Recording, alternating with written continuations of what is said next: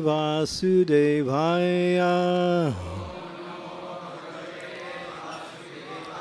Om Namo Bhagavate Vasudevaya.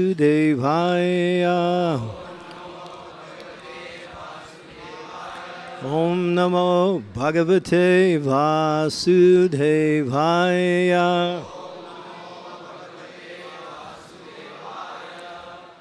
So today is the 6th in a series of series of classes on the 9 angas of Bhakti. So those of you who were here earlier, we had gone through Shravanam, Kirtanam, Smarnam, Padasevanam, Archanam. So today we will do Vandanam, offering prayers to the Lord. Shri Parada Uvacha Shravanam Kirtanam Vishnu Smarnam Padasevanam Archanam Vandanam Dasyam Sakya Atma Nivedanam Iti Pumsa Pita Vishnu Bhakti Chet Navalakshana Kriyate Bhagavat Yadha Tanmanye Ditam Uttamam. Chant.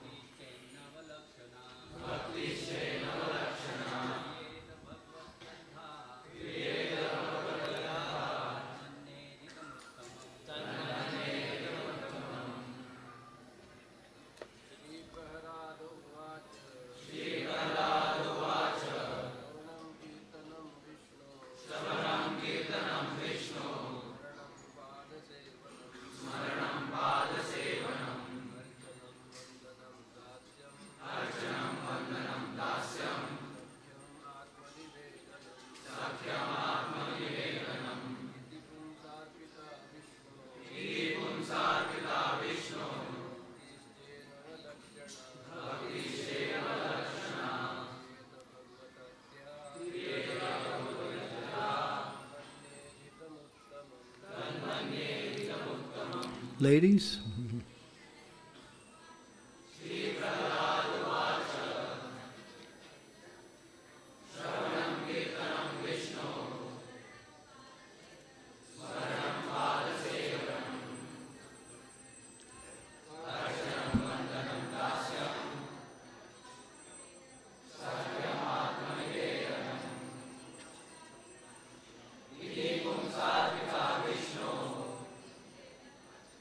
Bhakti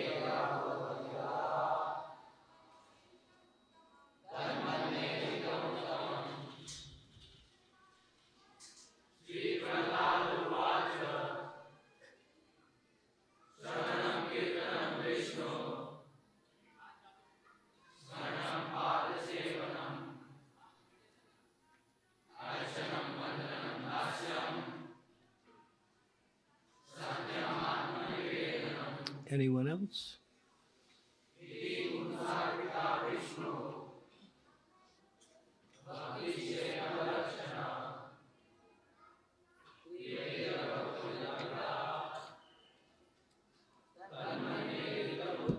Sri Parada Uvacha, Prahlad Maharaj said, Shravanam, hearing, Kirtanam, chanting, Vishnu, of Lord Vishnu, not anyone else, Smarnam, remembering, Padasevanam, serving the feet, Archanam, offering worship with the 16 kinds of paraphernalia, Vandanam, offering prayers, Dasyam, becoming the servant, Sakyam, becoming the best friend, Atmanivedanam, surrendering everything, whatever one has, Iti, thus, Pumsam Arpita, offered by the devotee, Vishnu, unto Lord Vishnu, not to anyone else. Bhakti, devotional service, Chet, if, Navalakshana, possessing 9 different processes, Kriyata, one should perform, Bhagavati, unto the Supreme Personality of Godhead. Adya, directly or completely.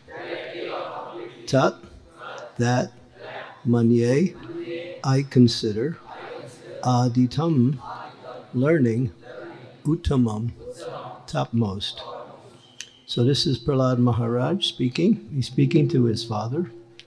Prahlad Maharaj said, hearing and chanting about the transcendental holy name, form, qualities, paraphernalia, and pastimes of Lord Vishnu, remembering them, serving the lotus feet of the Lord, offering the Lord respectful worship with 16 kinds of paraphernalia, offering prayers to the Lord, becoming his servant, considering the Lord as one's best friend and surrendering everything unto him, in other words, serving him with body, mind, and words. These 9 processes are accepted as pure devotional service. One who has dedicated lives to the service of Krishna through these 9 methods should be understood to be the most learned person, for he has acquired complete knowledge. So within those 9 processes, all knowledge is there. So we, as we mentioned, we went to Shravanam, Kirtanam, Smartam, Padasevanam, Archanam. Now we'll go to Vandanam, prayers. This one's a little short, so please listen up.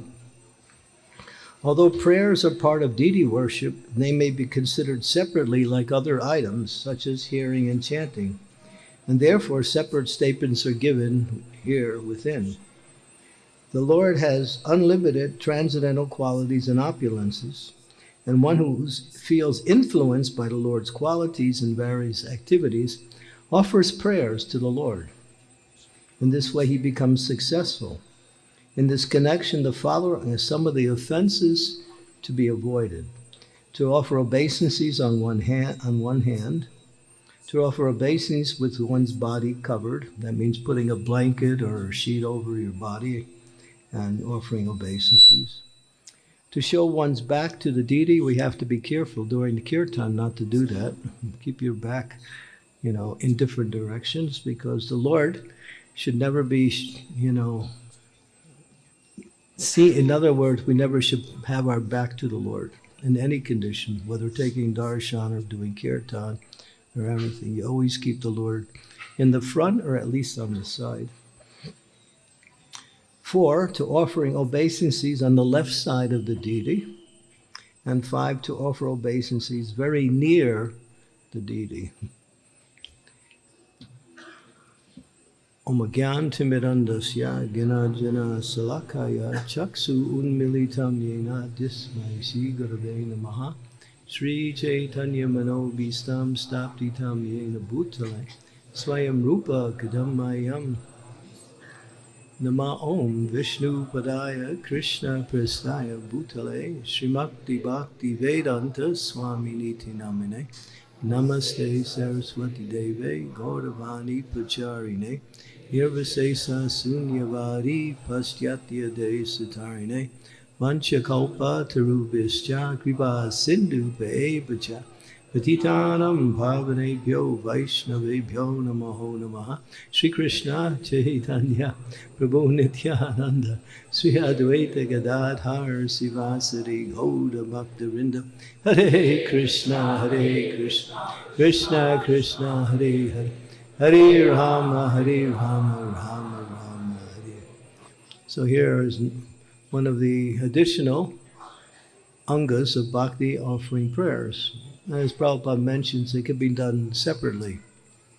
Throughout the Vedic scriptures, you see so many great souls offer prayers. You have prayers by Lord Shiva, prayers by Daksha, prayers by Queen Kunti, prayers by Kapila Dev, prayers by the Prachetas.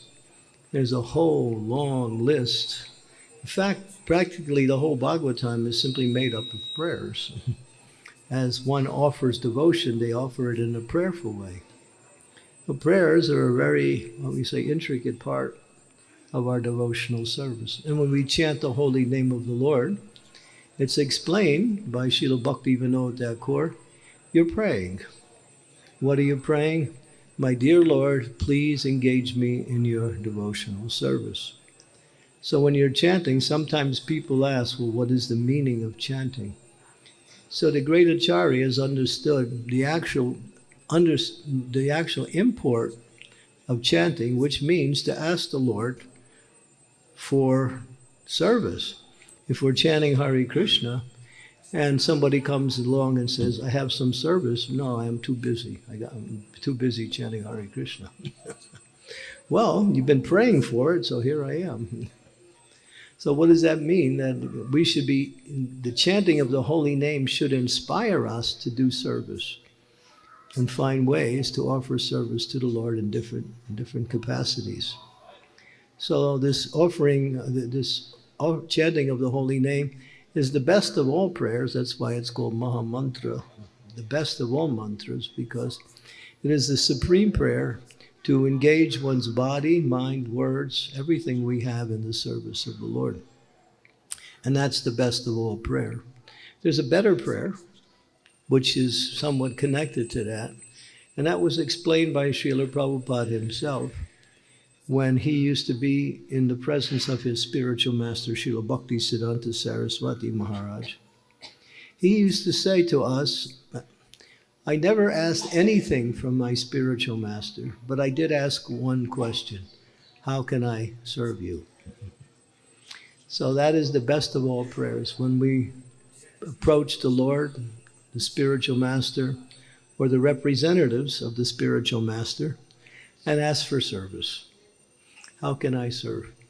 Because we have body, we have mind, we have intelligence, we have opulences. We have so many things that Krishna has given us in order to live in this world and more. So to use them in the service of the Lord is the perfection of those gifts that Krishna has given us. If we don't use the things that we have in the service of the Lord, we'll use it for sense gratification. And that will entangle us more and more in the cycle of birth and death, and move us farther away from devotional life. So these are the best prayers. How can I serve you? And be ready for the answer. Because sometimes you might hear, well, travel to America and open up a preaching center. Whoa.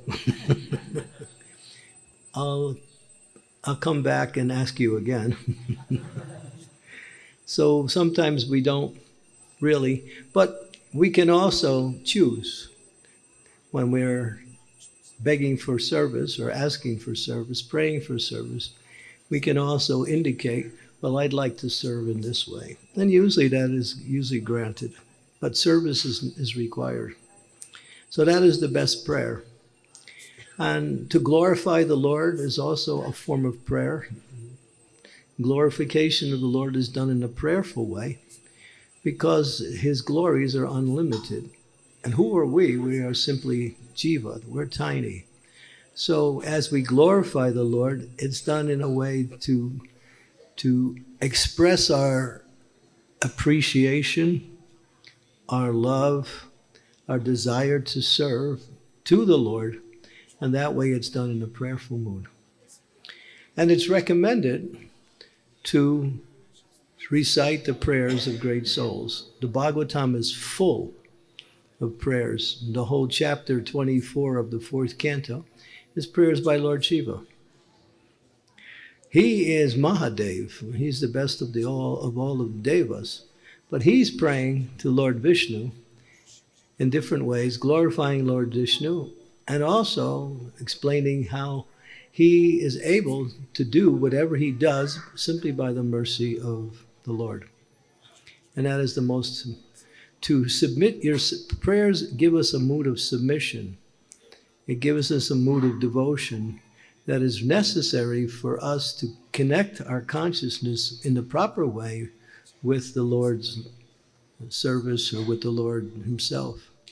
So prayers are very, very essential in executing devotional service. And Prabhupada would also say, we can make individual prayers.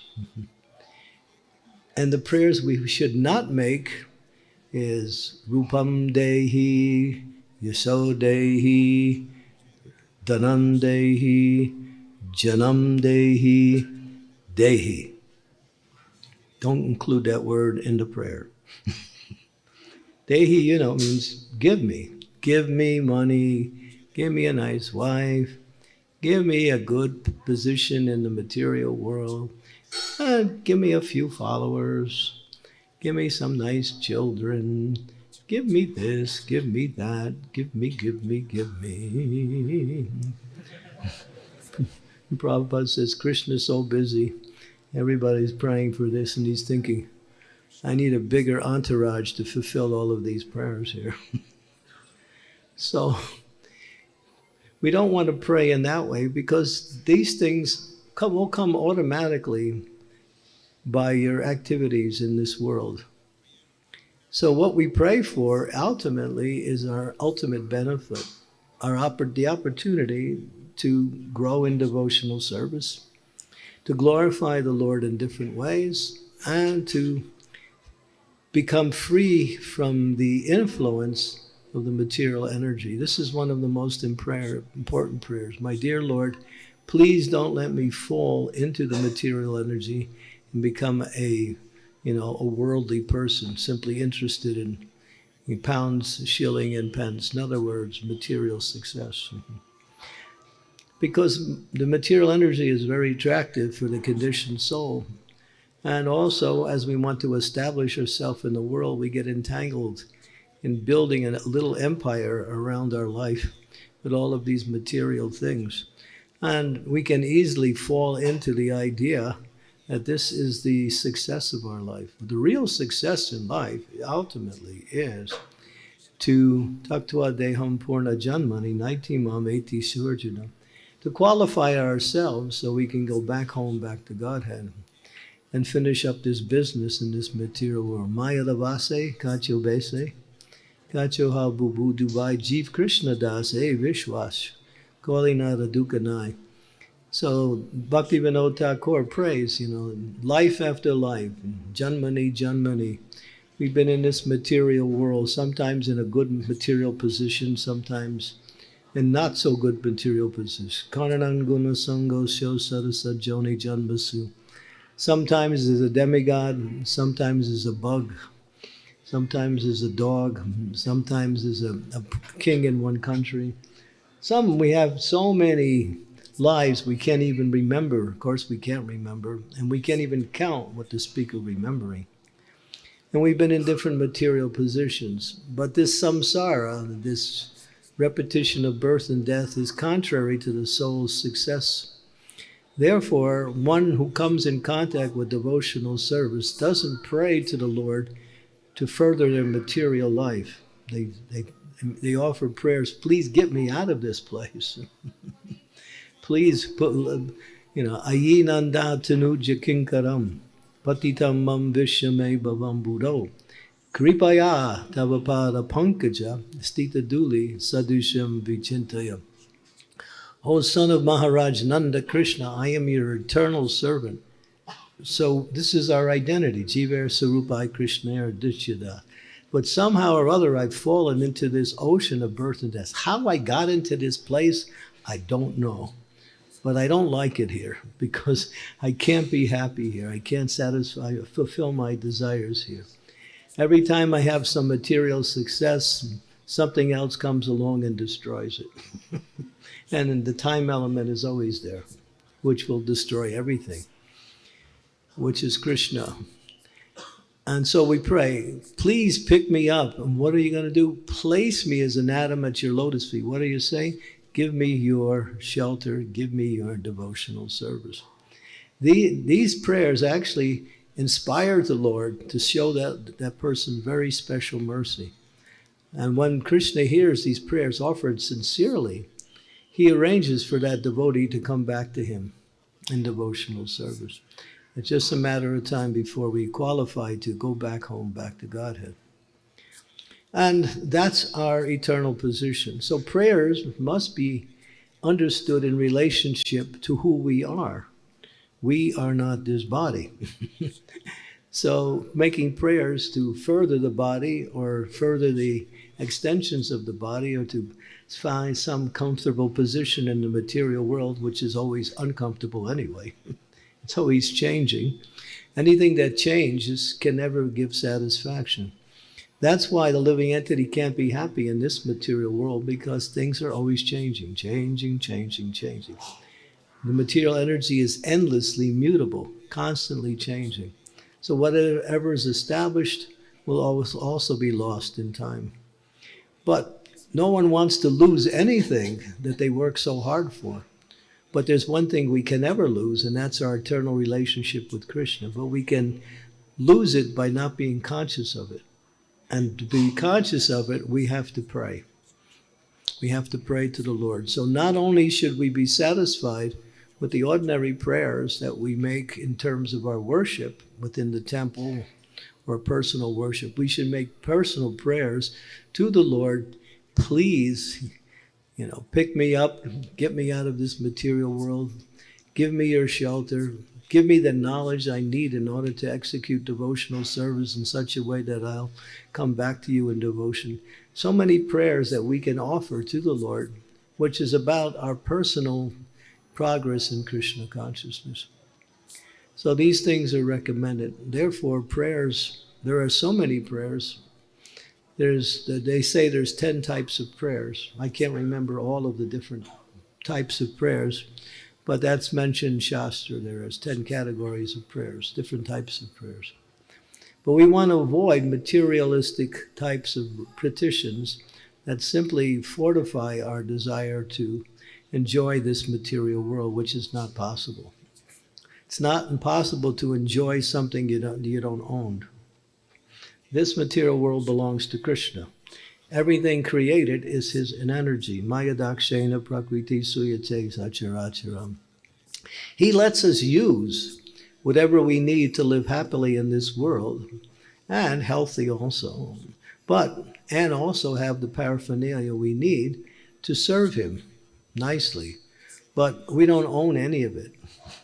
None of it's ours. We've been given that. Even the body we have is given to us through the material energy by our parents, but they are getting that energy that the body is made out of is bhumir apanalobhaya kamana buddhi evacha. Ahankar iti amme brina prakriti yastada, earth, water, fire, air, mind, intelligence, and false ego. That's the whole created material world, which is the same elements the body is made of. So all of these things are actually, as Krishna says, these are my energies. And I allow the conditioned soul to have whatever they need so they can live nicely in the world. But my real mercy is to take everything away. Hare Krishna. Yeah. Prabhupada said, when Krishna wants to favor you, He gives you things in this world. And if he really wants to favor you, he takes it away. Special mercy. Why? Then you're only left with him. Krishna, it's only you. Haribol. And then only when I have Krishna, then I realize everything else was not necessary anyway. It was just a botheration, just a diversion. So that's the special mercy of the Lord. Srila Prabhupada talks about himself, how Krishna took away his family, took away, Prabhupada was destined to become as rich as Birla. His destiny, his horoscope was, he was destined to be one of the richest persons in India, Srila Prabhupada. But Krishna changed his karma and made him, a beggar. And then you see, when he was, just before he came to America, he was living in Vrindavan, in the Radha Damodar temple in Vrindavan. He had nothing. He's writing about what he had, the names, the forms, the situations that were once part of his life. He said, and I look at them and I see, it's just a list of names, that's all. Everything is gone. Now Krishna took everything away from me. But when he came to America, then he said, Krishna gave me everything back. He said, I had no wife. I mean, I had a wife and a family. Now Krishna take away all my wife, and he gave me a big family. And he was referring to all of his disciples like that. And Prabhupada said, now I have more money than I ever had. Because when he was preaching, money was coming like water. But he was using it. He never changed his lifestyle to live very opulently. He remained very simple in his activities. And even his simple in his dress, everything. And he was happy with the simple things in life. So, but whatever Krishna gave him, and Krishna gave him crores and crores of rupees. I mean, Prabhupada was spending 60 lakhs of rupees per month. 60 lakhs. Now, 60 lakhs then is a little different than 60 lakhs now. It's more like 120 lakhs because the value of money has changed. Well, Prabhupada was spending that much writing, distributing books, traveling, preaching, opening temples, establishing programs around the world. He used everything that Krishna gave him to spread Krishna consciousness. He kept nothing for himself. And he told us, don't take anything for yourself, give it all to Krishna. And that way Krishna will give you more than what you need, actually. That's true. Even if you give everything to Krishna, and you think, what will I have materially? If Krishna will also take care of you. Those who surrender to the Lord in devotion, as it says here, what is that surrender? It's 3-point. With body, with the mind. The mind is the most important because when you surrender your mind, you'll surrender your body also. And whatever words we use should be in relationship to devotional service or in glorification of the Lord. So when we give everything to Krishna, and he gives everything back to you in a way that you can live nicely and at the same time execute devotional service, then you're happy. You're happy because it doesn't belong to you, but at the same time you can use it for Krishna's service and to live in this material world. Now, Krishna won't put you in the Himalayan mountains with a loincloth and just a walking stick. You don't have to worry about that. You'll have material things, but they'll be used in Krishna's service, and you'll be satisfied because you have the real treasure, Krishna. So if we're trying to somehow or other further our happiness in this material world by building our material empire, we're just wasting our time and missing out on the most important thing, and that is our devotion to the Lord. So offering prayers, it takes a lot. Bhakti Tirtha Swami, one of the most enthusiastic leaders in our society, he created a prayer and he presented it to the governing body commission in Mayapur. And he asked all of the members of the governing body commission, along with all of the devotees who were there in Mayapur, to recite this prayer. What was the prayer? My dear Lord, whatever I need in my devotional service to make more advancement towards the goal of life, bring it on. My dear Lord, whatever I have in my life that's blocking me in my progress in devotional service, take it away. So he's asking for whatever is necessary, bring it on. Whatever is unnecessary that I might still have, take it away. Now that's a very powerful prayer. It's complete. It's complete. You want whatever it takes to make progress and go back home, back to Godhead, and you want to avoid or relinquish, get rid of those things that are blocking you in your progress of devotional service. So you don't have to figure out either one of this. All you have to do is make the prayer and Krishna will do the rest.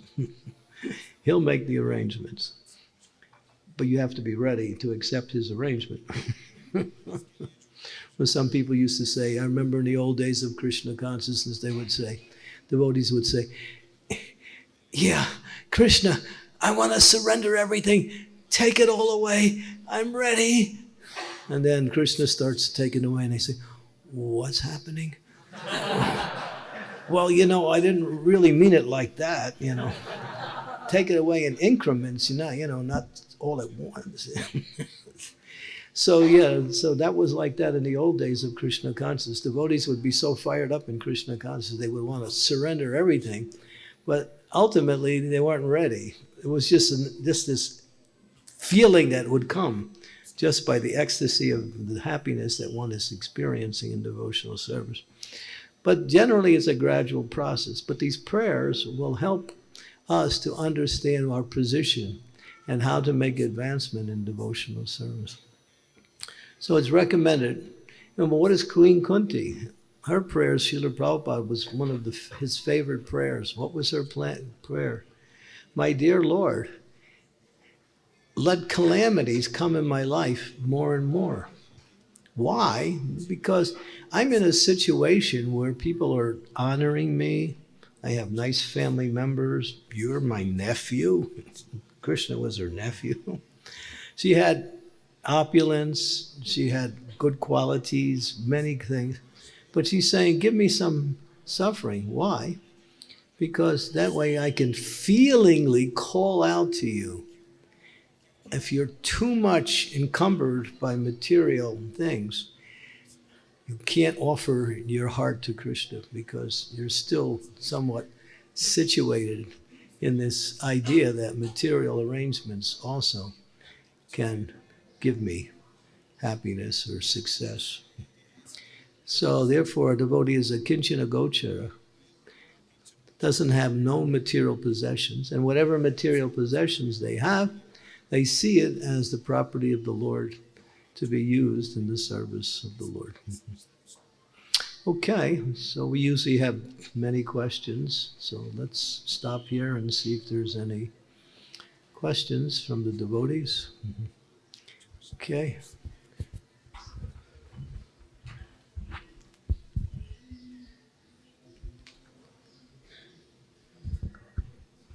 Hare Krishna Maharaj.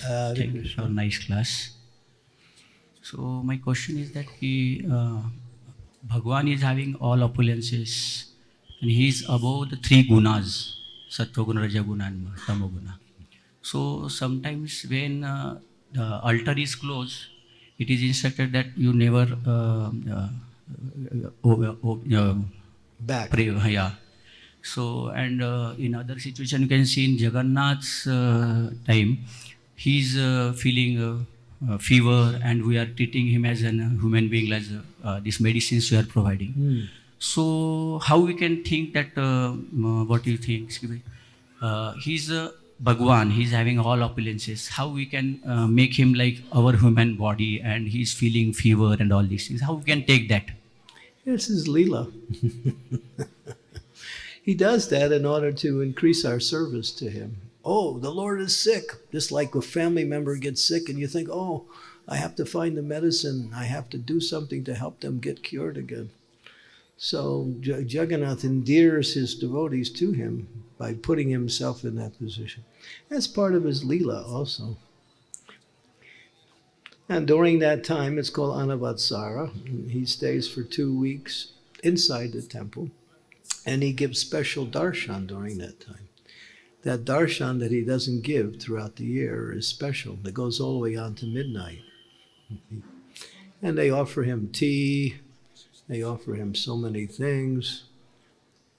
I can tell you a story, and you'll be quite amazed to hear this story. We were in Jagannath Puri in the year 2001, and we were there for the Rath Yatra.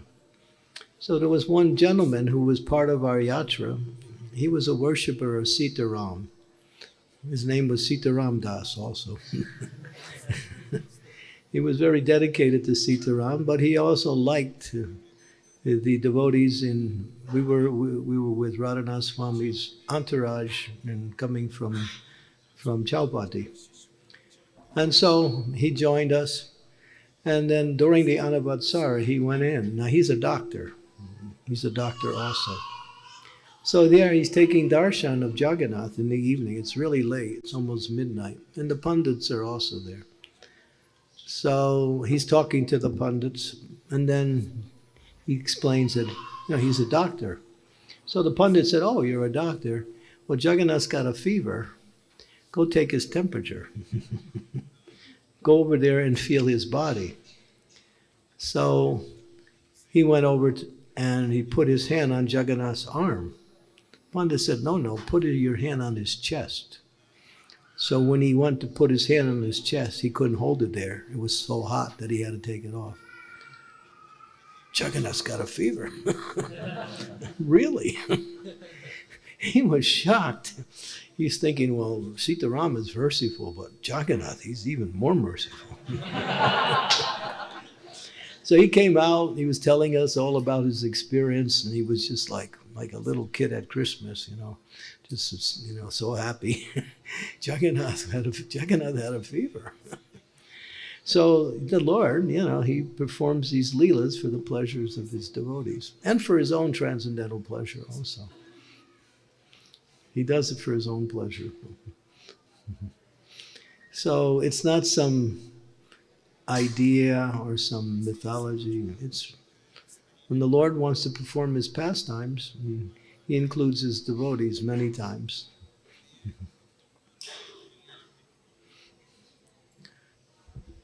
Thank you, Maharaj. Yeah. If you have, and you can go during that time, Anavatsara, and ask the priest if you could put your hand on his chest.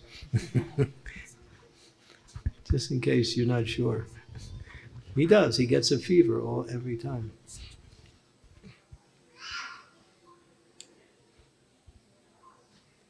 Hare Krishna Maharaj, thank you so much. You've given very much, lots of enlightenment on the prayers and all.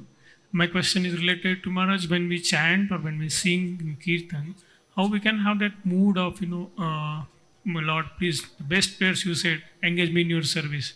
So that mood doesn't come in chanting or neither come in kirtans. Either carry away by the completing the japa or carry away by the music and that. Well, kirtan means to glorify the Lord. So keeping your consciousness absorbed in the sound vibration of Krishna's name makes you connected with Krishna not only through the name but also through a more of a personal relationship with Krishna during the kirtan. You can always, when you're chanting, you can also think of the Lord while you're chanting. When you're chanting Krishna, you can be thinking of Vrindavan Chandra. When you're chanting Hare, you can be thinking of Srimati Radharani. When you're singing Haribo, you can be thinking of Gaur-Nitai. So that not only are we using our words, but we're keeping our mind connected also. Like that. And that makes it more full. Then it's nice. Then you're really in the kirtan. You're not somewhere else. Because you can also get distracted in kirtan. But if you keep your consciousness really, like when I chant, I also see the words in my mind. So when I'm saying Hare Krishna, I'm seeing Hare Krishna. I try to focus on this, on the mantra in a mental way as I'm singing the mantra. And that keeps me connected to the mantra as best I can. Sometimes we lose it though, but you know. So that you can practice also. Just keeping your, when you're chanting, you can visualize the words as you're saying the words. Like that. And that gives you more of a deeper connection with the holy name. And then you won't get so distracted by just the melodies.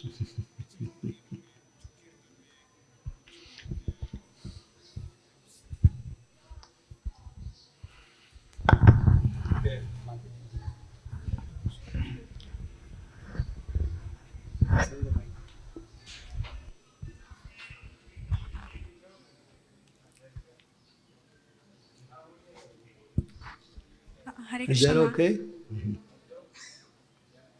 Hare Krishna Maharaj, please accept my humble obeisances.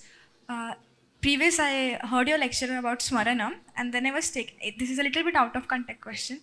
So I was taking darshan of Jagannath here only, and I have heard that Jagannath never sleeps, and that's why he doesn't have eyelashes. But I noticed that Subhadra Maharani and Baldev, they have eyelashes. So I was really curious about the fact that do we, they are having eyelashes in the deity form is because they sleep and then Jagannath does not? You have to ask the pujaris. I don't really know.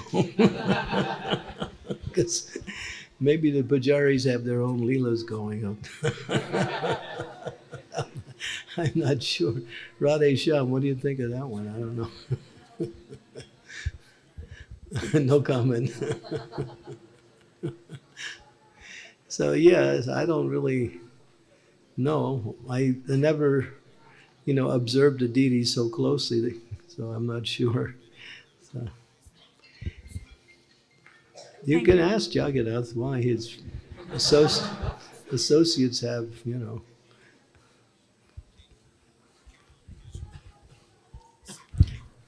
Hare Krishna Maharaj. That's just their leelas. That's all. Hare Krishna Maharaj. Haribol. Hare Krishna Maharaj, thank you so much for your nectaring class series. Please accept my most humble and respectful obeisances onto your lotus feet as servant of your servant. Maharaj, I had a question that what efforts should we put from our side in our sadhana to become qualified for Krishna's special mercy, special favor? Becoming steady. So how to become qualified for Krishna's special favor? When you become steady in your devotion, in your service, in your chanting, in your worship, when you do it regularly every day without fail, then the Lord sees, oh, this person's serious. If you do it when you feel like, or you do it occasionally. And Maharaj, second question was that you said that we should not keep our back towards deities while dancing in kirtan. And in lecture, His Holiness Radhana Swami Maharaj says that Krishna sees our intentions, not our actions, and Krishna is not you're using philosophical speculation. I wanted to You're know putting the clarity. two things together. This is called cheating. Actually, I wanted clarity over the things. No, this is cheating.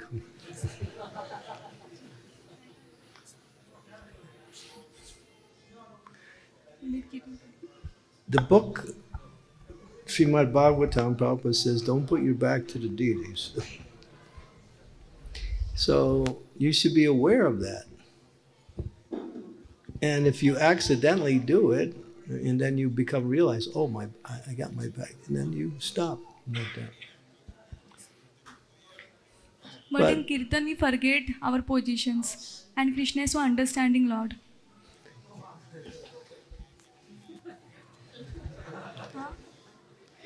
Yes, he takes your intention, but you should have the right intention.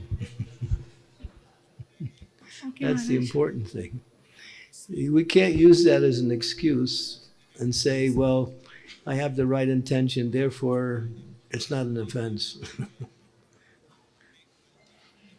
Okay, No, Maharaj, thank you. it's very clear. Thank you. And the kirtan today, I was trying to get the devotees to turn away from it. But it was so hard because there were so many. But we should be conscious of that. Dancing in a way that, we keep the Lord on our side or in our front, not in the back. Like that. Yes, Maharaj, thank you. Hare Krishna Maharaj ji. Maharaj ji, please accept my humble offenses. It was a really nice class. In the class, you explained that when we surrender to Krishna, we are like, please Krishna, don't do this like this. But that's not surrender. But when we fully surrender to Krishna, we give our best to Krishna. But at that time, due to material things, we get that pain of when we surrender, we can't able to tolerate that. But then you're not surrendered. Yeah, our determination of that surrender goes on down. Krishna says, surrender, and just don't worry, don't hesitate, don't fear. I'll take care of you, don't worry. But see, we won't surrender because we think that Krishna won't take care of us. But he gives his promise. Kontiya pratijanihi name bhakti pradasyati. He'll take care of you better than you can take care of yourself. That's for sure, because he's expert at everything. So there's nothing to worry about. And surrender is not something you do. Surrender is a state of consciousness. So 1 minute you can be surrendered and the next minute you cannot be surrendered. So surrender is a state of consciousness where you keep that mood like that. Thank you. But, we're surrendering to, so many things in this world, right? We're surrendering to our boss, surrendering to our teachers, surrendering to our family members. We're surrendering, why don't we surrender to Krishna? He's expert and he has our best interest at heart. If he's taking away certain things from you, that means he's helping you become more attached to him.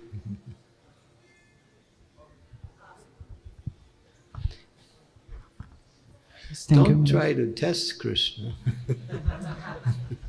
because he knows how to get around your tests.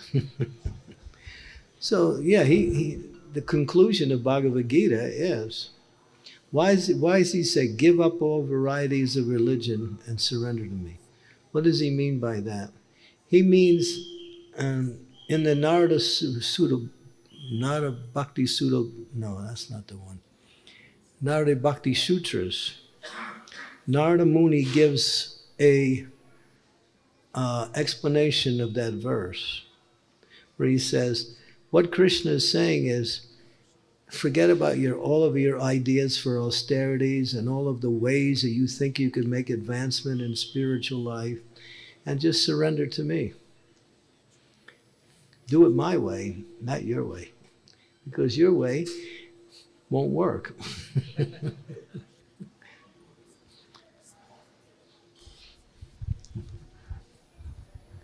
Yeah. If you have faith that Krishna is your well-wisher, he says, Bhoktaram yagyatapasam sarvalokam mahesham suhidam sahadehinam. I'm suhidam sahadehinam. I'm the friend of all living entities. He's suhrit. There's 3 kinds of friend. Bandra, what is it called? Mitra, Bando, Banda, Bandhu, Mitra, and Suhrit. There are different kinds of friends. Krishna's Suhrit. Suhrit means the real friend. And that friend who has your interest as his interest. He's thinking of your interest. That's Krishna. So we have to develop that faith.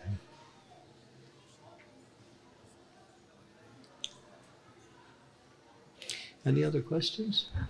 Hare Krishna Maharaj, thank you very much for the enlightening class. So my question is that while we are chanting, what actually purifies us, Maharaj? Is it the holy name which is non-different from Krishna, or is it the mood that we want to serve, that we are asking for the service? Both are necessary. The name is non-different. What is that verse?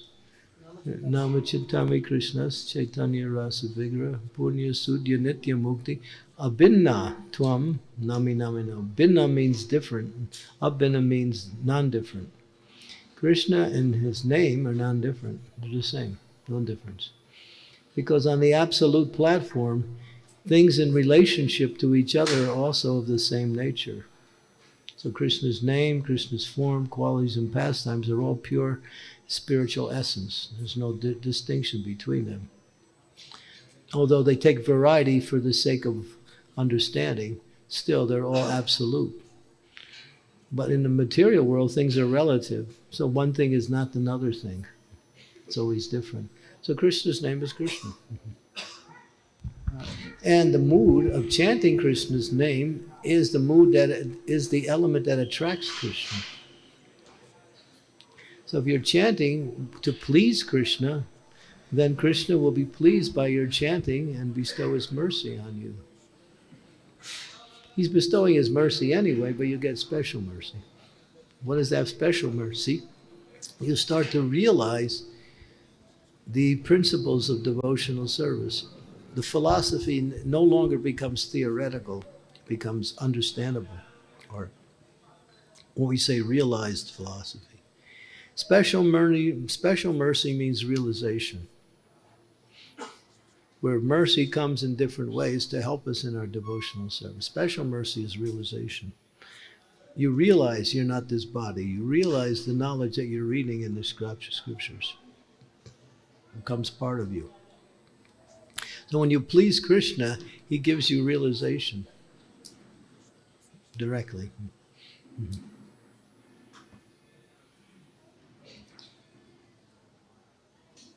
Hare Krishna Maharaj. Thank you so much Maharaj for the class. As my question is that I have like two things. One is my services and another is my sadhana. Reading Srila Prabhupada books and hearing lectures. So what happens, I am little slow in doing services. So I take more time to render services and I'm like less time is remaining to do my sadhana.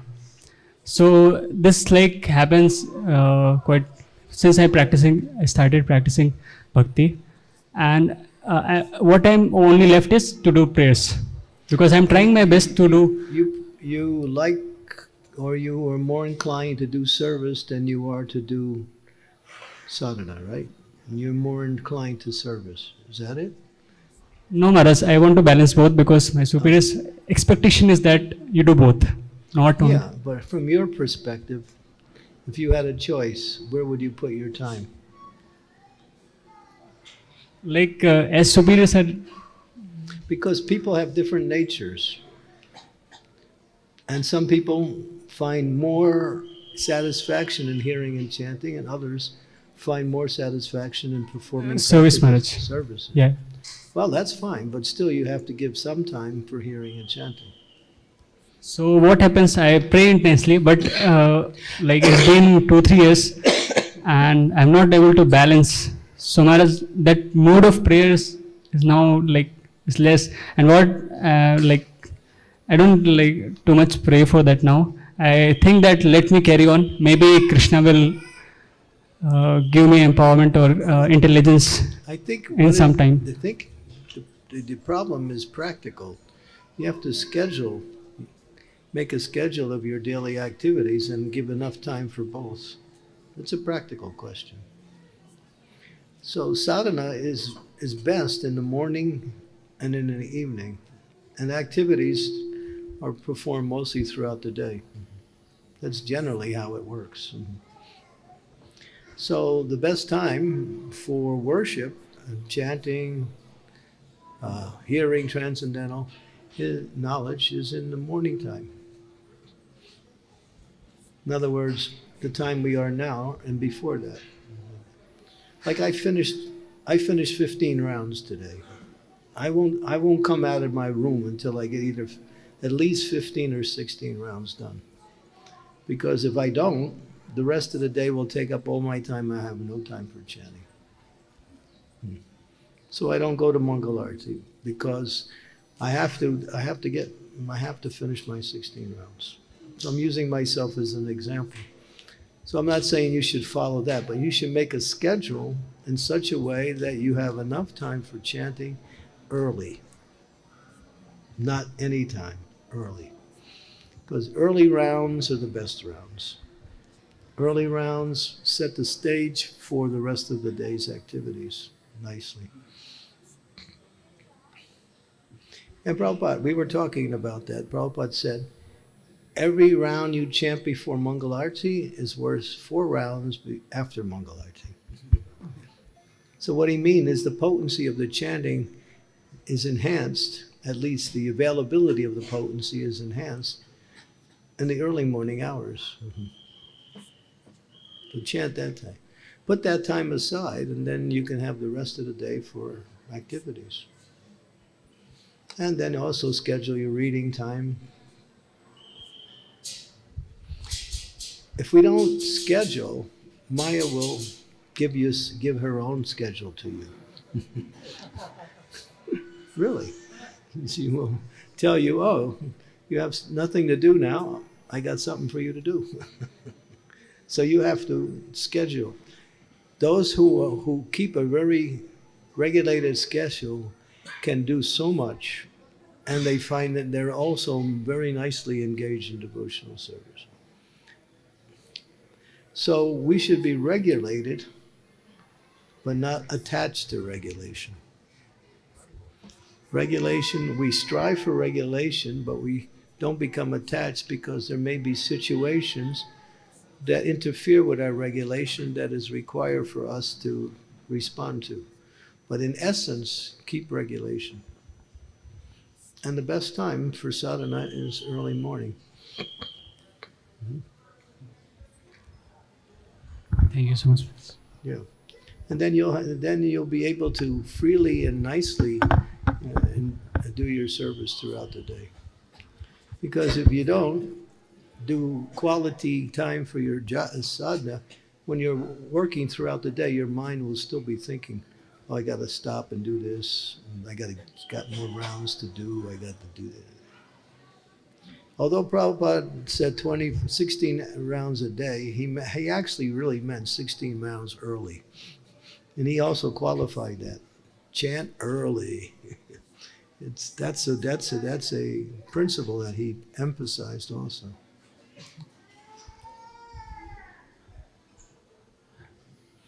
Don't wait for the rest of the day, and don't join the late night japa club either. That's the most miserable club. It's 10 o'clock and I got 2 more rounds to go, and these 2 rounds are taking me 20 minutes each.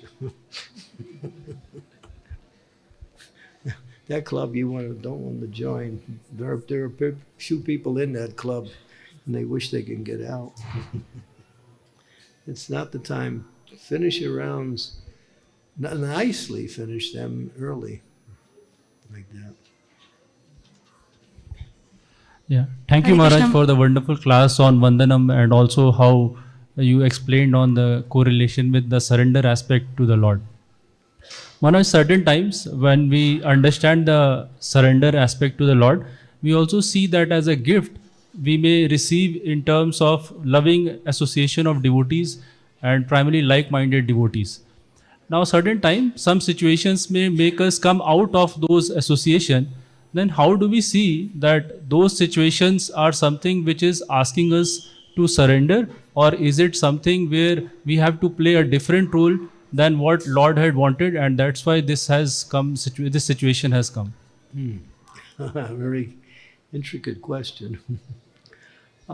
So the mercy of the Lord is coming by giving you association with like-minded people. Yes, Maharaj. But in that association, there are different things that may arise that are not always, what we say, easy to understand or easy to accept. Is that the question? So, Maharaj, certain time, because of some situations, we are forced out of that particular association because of either external factors or some other factors. Primarily, I am considering external factors, wherein one has to say many a times devotees have to relocate to different locations. Many a times they have to come out of that service, which earlier they were relishing a lot. So how do we see that situation, and what exactly is the ask of Lord from us? Is it to see it as another opportunity to Right. Yeah. to surrender, Yeah. or is it that we have to understand that this is something where you should have done something different to be in that situation again? Well, whether you have to done something different, you know, you didn't come up to the standard, therefore you lost it. Is that what you're saying? Yeah. Yeah. Yeah, you have to evaluate by your own introspective thought, thinking, and see. But the principle is that maybe being pushed out of that situation is bringing you to another situation that may be better, or just may be different, where you can also receive the mercy of the Lord. So if we get too detailed in trying to analyze how everything is happening, it's like trying to dance and at the same time thinking about which leg you should put forward next. It's called, what is it called? Paralysis by analysis. Paralysis by analysis. So if you get too much into all of these things, and then you start wondering about everything, and then you can't function. So the best way is to deal with the situations as they come and try to stay connected to Krishna in each and every situation. Because situations will change, situations will end. Nothing in this world is continuous. There's always changes within the situation, or the situation ends for some reason. So an intelligent person will see what's happening and how to remain Krishna conscious and how to act in the proper way in each and every situation. That requires intelligence. And there's no more answer beyond that. You just have to use your intelligence. Thank you very much, Maharaj. Thank you so much. HareKrishna Maharaj, Dandavat Pranam. Where are you? Okay. Thank you. Thank you for the wonderful class. Maharaj, I had the question that how to understand surrenderance in a way that we don't become less proactive in our other duties, in our material duties. Maybe it can be career, it can be studies or anything. So what exactly happens is sometimes I've heard from younger people also, younger girls, that I want to surrender to Krishna and I'm surrendering. And because of that, I don't have to particularly per se apply for a course, or I don't want to be very proactive in our material education and material growth in way for working or anything, for earning money, for working or anything. So how to understand this difference between surrenderance and practical application of life to live the life in devotion? I wanted to understand that. Yeah. That's always a feature of arrangements. We want to surrender, and surrender is, as I mentioned, it's not something you just do. It's a state of consciousness that you develop. It's a moment-to-moment thing. You can be surrendered in one thing and not surrendered in the next moment. So, but there is a mood of complete surrender, and that is that, well, whatever you want, my Lord, I also want. And that can be understood basically through the spiritual master. The spiritual master will help the devotee. All right, the devotee has some material responsibilities, some material activities. The spiritual master can also give advice how you can balance your necessities in the material world with the principle of your devotion to Krishna. So taking advice in these situations is really important, because if we try to figure it out ourselves, we'll go back and forth. And the mind will always opt for the easiest way out. best to consult authorities in these situations. And then that way you're clear. You know what to do. And then whatever happens, you can accept it because it's coming from, coming from higher powers. When we act on our own and things go wrong, we think maybe I acted wrong. When we take counsel, guidance, and accept that and act in that way and things go wrong, it doesn't matter because we did the right thing. Because we're under the shelter of the authority, under the shelter of Krishna and Guru. That's safe, even if things go wrong, apparently. Devotees always struggle like that. They do things on their own and things go wrong and they think maybe I shouldn't have did it. But devotees who are surrendered, they know even if things go wrong by my estimation, it's part of my purification. It's an opportunity for me to make more advancement. So when we act independently, we're putting ourselves in a situation of being bewildered.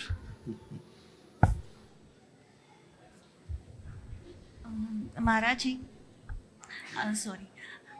what I've experienced that every devotee, they are very surrendered and they are doing their devotional services in a very beautiful way. But they have different moods as well. Okay. So with me being very materially attached or something, so I would prefer the devotee who is in that zone or in that mood. So how to understand whom to approach, even that is.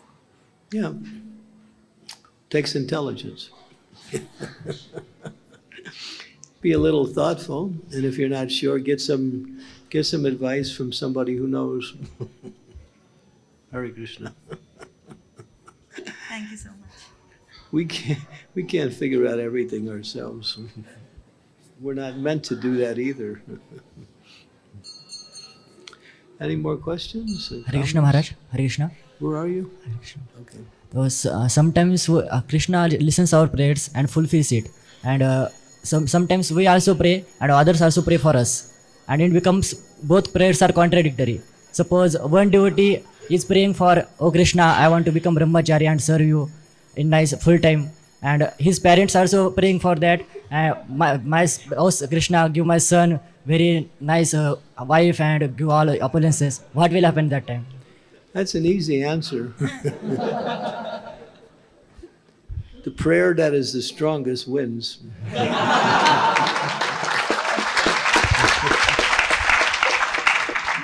So if you want to stay brahmachari and your parents want you to get married, you better have a strong desire to be brahmachari, or else their prayers will defeat you. Yeah, Krishna will fulfill the strongest prayer. Haribol. When there's a contradiction in Hare Krishna. Yeah, that's true. We've been in that situation many times. And that's the answer. When there's two opposites in the same situation, whoever is the strongest wins. Whoever makes the sincere and strongest prayer wins. Hare Krishna. Thank you, Maharaj. Okay, keep praying. Hare Krishna. Yeah. Maharaj here. Okay. Hare Krishna. Maharaj, I had this question that many times devotees tell us to pray for us. Please pray for me. Or we also tend to tell to devotees. But it becomes very casual. Like we don't consciously pray, and neither do we consciously express to devotees to pray for us. So how do we become conscious while praying for devotees, and when devotees tell us to pray for them, and asking devotees to pray for us? You ask them, what should I pray for? People come to me and say, give me some blessings. I say, what do you want?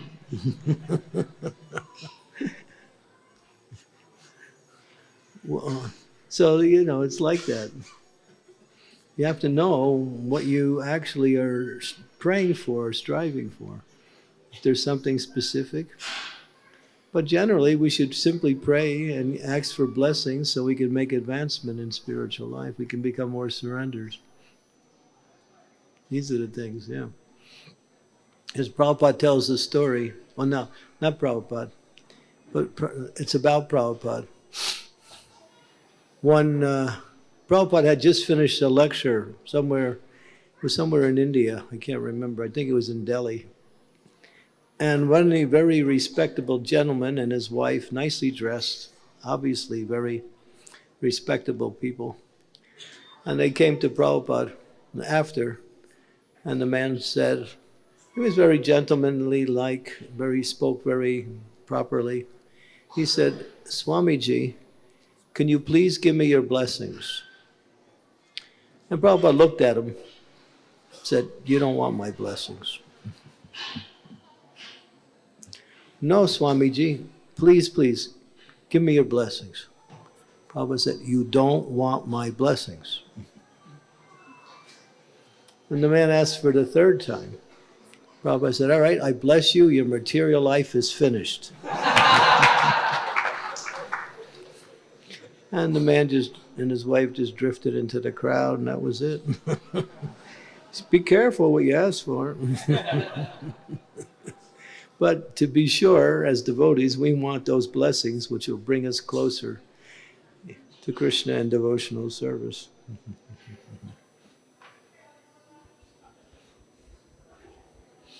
Any other questions? Okay, I guess we can stop here. Oh, is that a question over there? Yes. Okay. Is that 9:35 or 10:35? Okay, thank you. Thanks for the blessing. Hare Krishna Maharaj.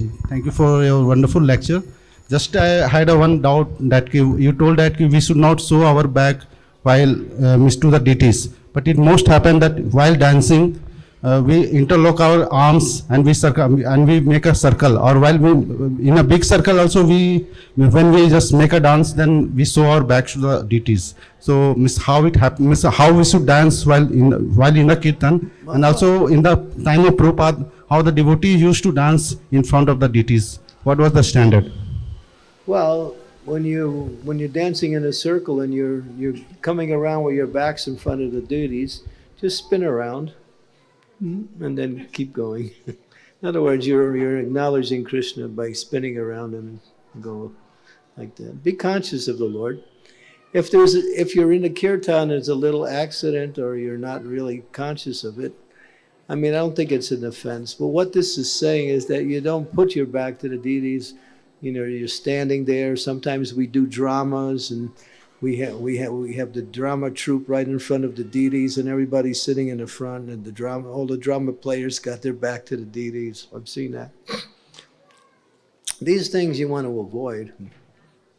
In kirtan, a lot of times you can't really maneuver in such a way, but you should be at least conscious not to keep your back in front of the deities in the kirtan.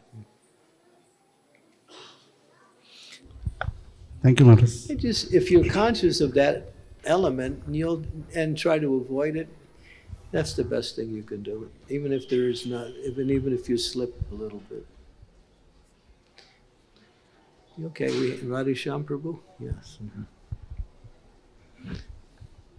He's going to purify my answer. Hare Krishna. I had a question, Maharaj.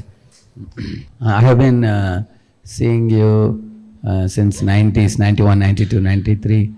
Since those years, I always observed you that you are blissfully Krishna conscious.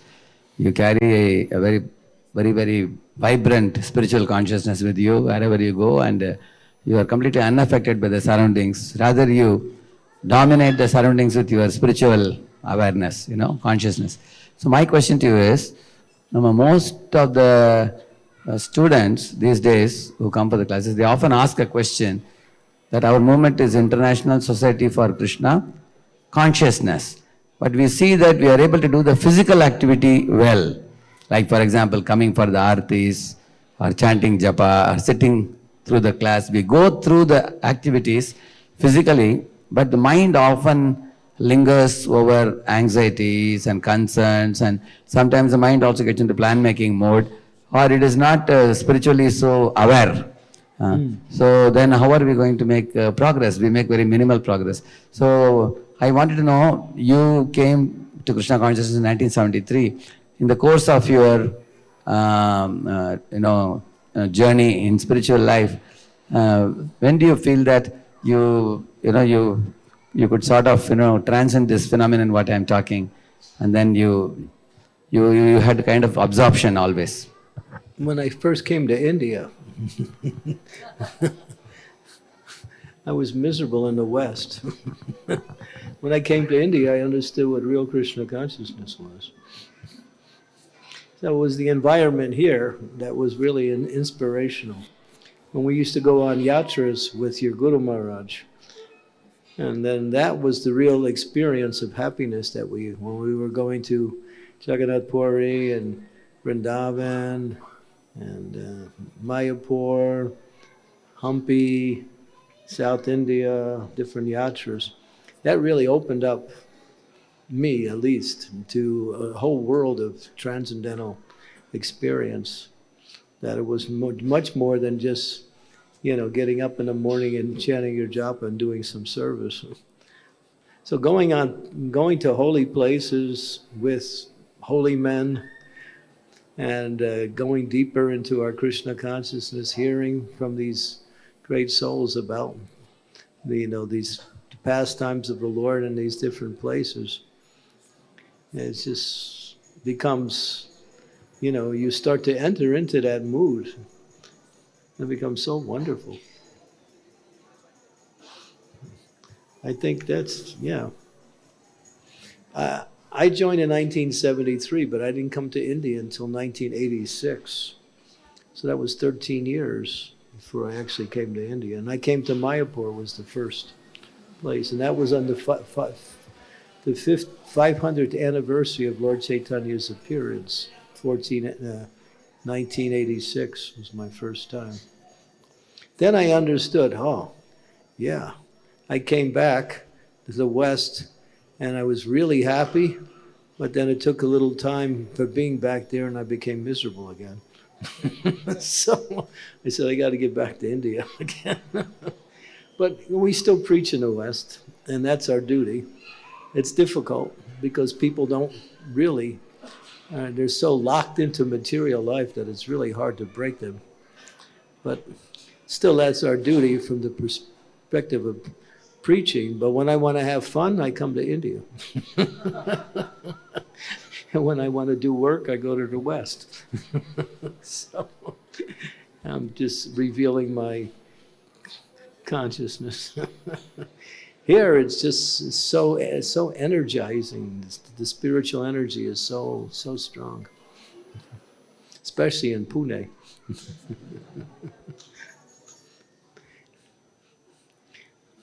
I mean, so, and I was doing that. I was visiting India, coming back to the West, and every time I come back to the West, I was so happy, but after a couple of weeks, I kept going down again. So I think I have to keep going back to India.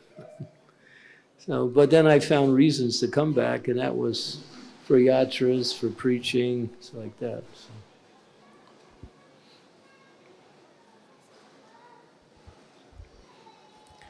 I don't know if that's a good answer or not, but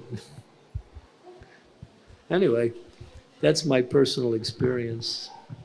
But I like going to the West because it's a real challenge.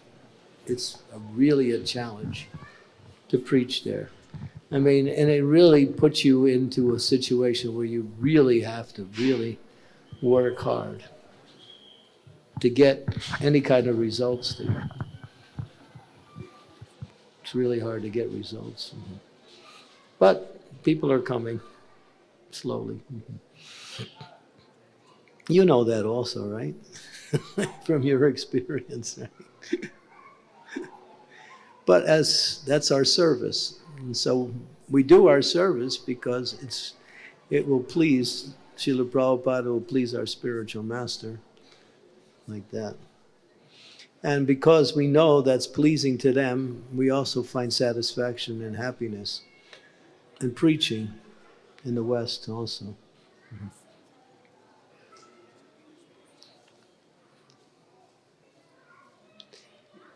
Microphone?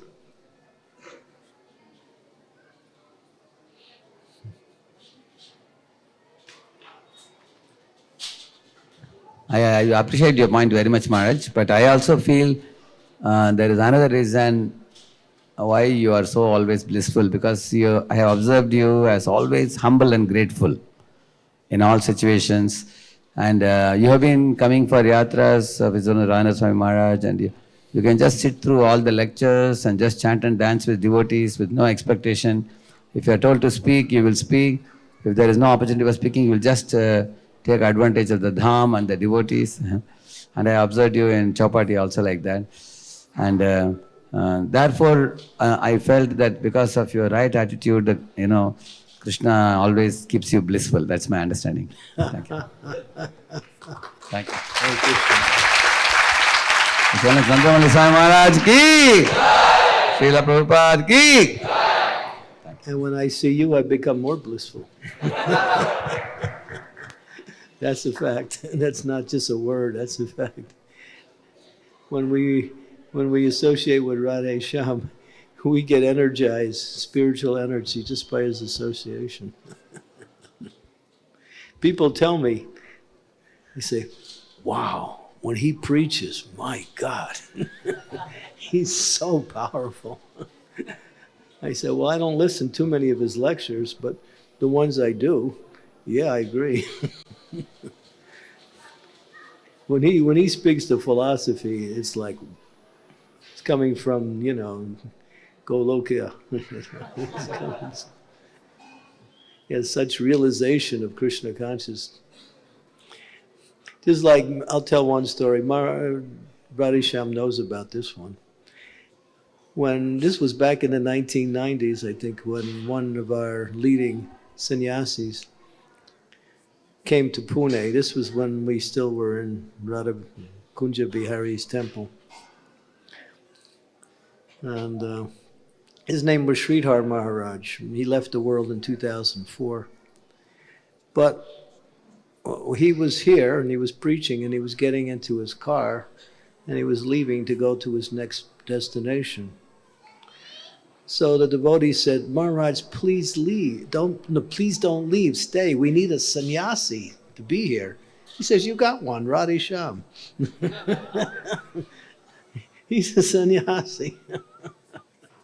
In other words, in the form of, complete detachment from everything and absorption in preaching, he's just, look around. Everything you see here is an extension of his preaching, really.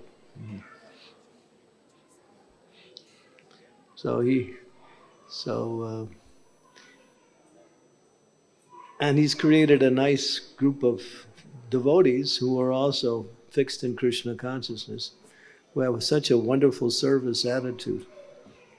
And that's the most important quality of a devotee, is that they like to serve. They're eager to serve.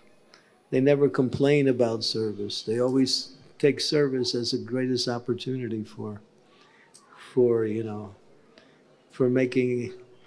doing things. They like, and they especially like to serve the devotees. Yeah. So that's the mood. So when I come here, I also, get affected by that mood. It's a very strong spiritual mood, because Vaishnav Seva, especially, is the supreme form of Seva. It's even more attractive to Krishna than when we try to serve Krishna. When we serve the Vaishnavas, we are doing the highest form of Seva.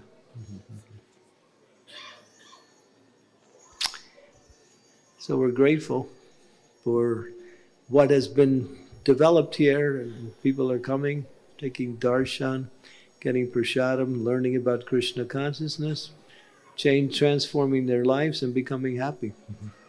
It's all to the mercy of, the devotees here. Okay, so thank you very much. Srila Prabhupada ki jai.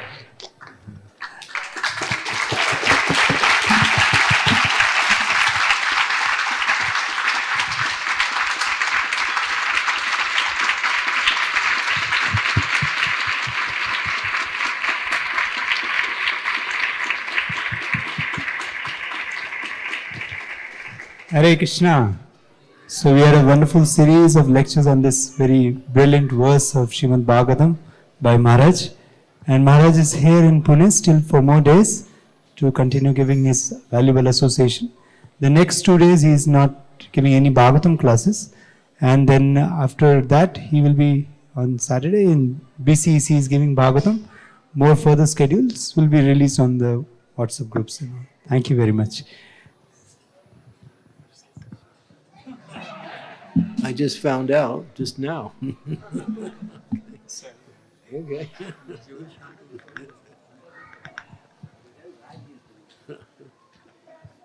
I called up Yugal Shampoo. Yugal Shampoo just now told me that BCEC is fixed. Other things he has to fix with Maharaj. On Saturday, please.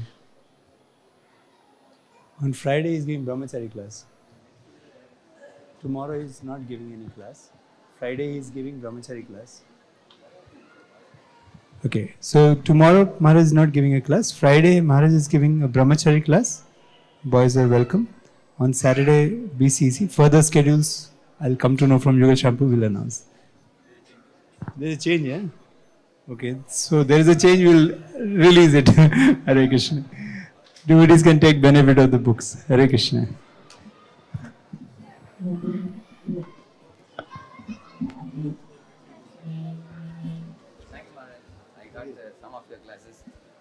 Maharaj, I am going to welcome for...